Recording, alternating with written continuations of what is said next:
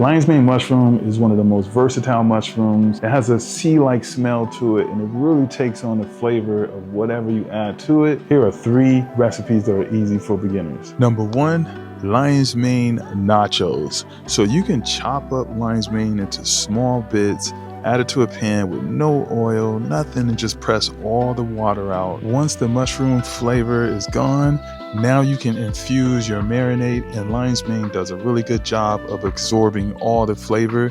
I made a corn asada style marinade for this. Once you're done marinating the lion's mane, you can add it back to a pan and cook it up. Now you could build your lion's mane nachos however you want. The texture is so incredible because of those few steps you took. This is one of my favorite recipes to make when I don't have much time. Let's move on to the next. Number 2, lion's mane steak. You see, I made a pineapple version. I also made a chimichurri. There's so many different ways you could use lion's mane to make a steak, and it's perfect because of its shape and its umami flavor and very meaty. This time you want to keep the mushroom whole and add it to a pan and cook it down till it looks like a steak. Add your marinade, put it back in the pan, cook, chop it up, and do whatever you like. This time I added it to a gyro and it was straight fire. Number 3, lion's mane sandwich.